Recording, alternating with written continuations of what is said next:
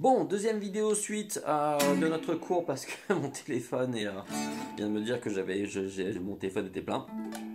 Donc ça fera une vidéo en deux étapes. Donc, on récapitule, comme je disais, donc, je vous parlais des fameux 5 schémas, ou 7 schémas, donc majeurs.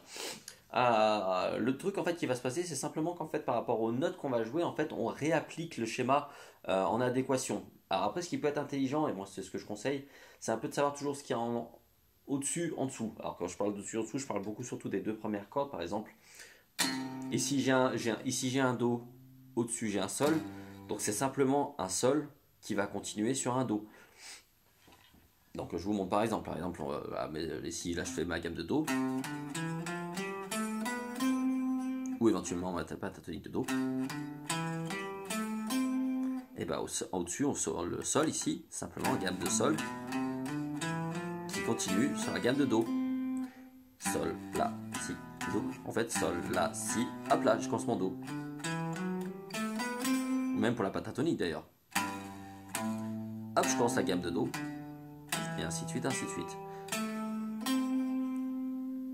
Voilà. Donc ça sera par rapport à la gamme. Alors là, ce qui va se passer, on va se dire, bah ok, bah comment moi je peux le travailler? Et bah simplement, en fait, on part de nos points de départ en se disant, là j'ai un Do, donc au-dessus j'ai quoi? J'ai un Sol et ainsi de suite. Là c'est un Ré, donc qu'est-ce que j'ai au-dessus? Un La, donc c'est la gamme de La qui continue avec la gamme de Ré. Et ainsi de suite. Là, le Mi par exemple, j'ai quoi dessus? J'ai un Si. Alors, pour ceux qui sont éventuellement, qui vont être en pentatonique, etc., vont se dire, bah oui, mais moi le Si je l'ai pas. Alors en effet, s'il n'y a pas le Si, on s'embête pas, on va chercher le Do. Parce que dans tous les cas, le Mi va être la continuité de la gamme de Do. Et ainsi de suite, ainsi de suite, ainsi de suite. Alors, là, ce qui va se passer aussi, c'est que sur le coup, bah, on n'a pas simplement que 4 cordes. On en a 6. On va dire que là, cette première partie était surtout aussi, elle est aussi axée pour les bassistes, donc au moins pour les bassistes, maintenant, ils savent comment chercher sur leur grosse corde. Par contre, pour ce qui est donc des guitaristes, on va choper nous 2 cordes supplémentaires, et c'est là que les choses vont commencer un petit peu à ne plus aller. Pourquoi? Parce qu'en fait, ce qui va se passer... Oh là, c'est rigolo. Oh, c'est vrai que ça fait du bruit. Bon. Donc là, ce qui va se passer, c'est qu'en fait, il y a une corde en particulier, parmi les 6 cordes qu'on a, qui n'a pas du tout la même logique que les autres. Et c'est elle qui va carrément foutre un peu le sbeul. Donc j'explique. On va avoir nos 4 premières cordes, la corde de Mi, la corde de La, la corde de Ré et la corde de Sol, qui elles vont aller bien ensemble. Globalement, quand on joue Mi, on voit ma main, elle ne bouge pas spécialement. Par contre, quand on va aller sur la corde de Si, toutes les logiques qu'on a appliquées, elles vont sauter. Alors, elles vont pas sauter tout à fait.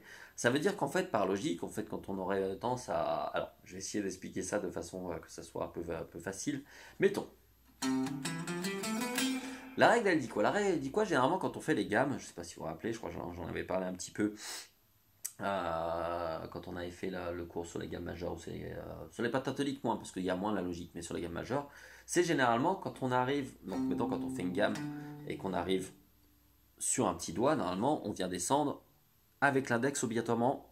Voilà, c'est souvent comme ça. C'est le Do, le Ré. Dès que je suis sur le petit doigt, je descends d'une corde et je vais chercher avec l'index. Donc, mettons. Ici, j'arrive sur mon Do. Je suis sur mon Do ici, exactement. Donc, normalement, je suis censé arriver sur un Ré. Parce qu'après un Do, il y a un Ré. Donc, normalement, on devrait chercher avec l'index sur la corde de Si. Alors, je vous montre bien. Donc, ici, en case 2. Sauf que cette corde, elle va nous dire oui, mais non. Là, ce qui va se passer, c'est que je vais obliger, donc je vais descendre et je vais devoir augmenter tout d'une case. Pourquoi? Parce que c'est simplement que c'est la seule corde qui n'est pas accordée comme les autres. Toutes les autres, elles sont accordées. Alors, pour ceux qui connaissent un peu les termes, enfin, elles sont accordées en quartes. Pour ceux qui ne les connaissent pas, en fait, c'est toutes les 4 notes. Par exemple, ici j'ai mon Mi, et Mi, Fa, Sol, La. Ça, c'est la corde suivante.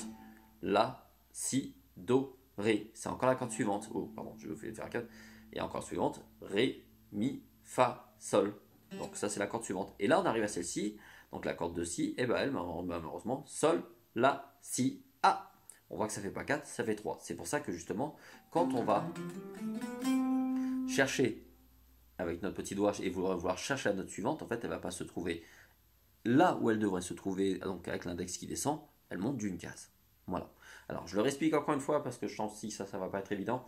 Donc ça nous fait quoi? Ça nous fait par exemple quand je vais descendre, même en pentatonique d'ailleurs, peu importe, quand je vais descendre ici, j'arrive sur mon Do, normalement dès du moment qu'on est sur un petit doigt, quand on va chercher la note suivante en dessous, sur la corde en dessous, on vient toujours chercher avec l'index. Toujours. Sauf là où on va avancer d'une case. Voilà, tout simplement. Alors, là, ce qui va se passer, là, ça part autant sur la partie au-dessus, c'est assez facile à gérer parce qu'il faut juste en fait savoir ce qu'il y a au-dessus de la note de départ. Là, ce qui va se passer, ça va pas être tout à fait la même chose parce qu'on va pas chercher sur la note, on va pas chercher en dessous de la note de fin parce qu'on va choper sur notre, on va choper. Alors, ça pourra se faire un peu plus tard, mais on va choper pas tout à fait la bonne gamme. Là, on va faire ce qu'on appelle, on va travailler en continuité. Ça veut dire quoi? Ça veut dire que par exemple, si j'ai commencé sur une gamme de Do, il va falloir qu'après je continue sur une gamme de Ré. Donc simplement, en fait, ça ne sera pas si dur que ça en vrai. Ça va simplement dire qu'en fait, du moment que j'arrive sur un petit doigt, je vais chercher en dessous avec mon index et j'augmente d'une case pour la grande globalité. Donc ça veut dire que par exemple, je vous montre l'exemple. Là, mettons, je descends la gamme Do, Ré, Mi, Fa, Sol, La, Si, Do, ou simplement Do, Ré, Mi, Sol, La, Do pour les pentatoniques. Je vais chercher mon Ré parce que c'est la note suivante, que j'augmente d'une case, paf. Et à partir d'ici, du moment que je sais que j'ai mon Ré, qu'est-ce qui se passe? Et bien simplement, je sais que je simplement à faire le schéma du Ré. Le même schéma que le deuxième schéma. Hein. Donc soit en pentatonique, soit en gamme majeure. Enfin, en tonalité majeure. Que je vous dise pas de bêtises quand même. Donc je récapitule. Là, ce qui s'est passé, c'est que j'ai descendu ma gamme principale. Alors, si vous voulez la descendre avec la grosse corde, pourquoi pas. Hein. Ça vous fait travailler tout l'ensemble. Moi, je suis pas contre. Hop, j'arrive sur mon Do. Là, je sais que ma note suivante après un Do, c'est un Ré.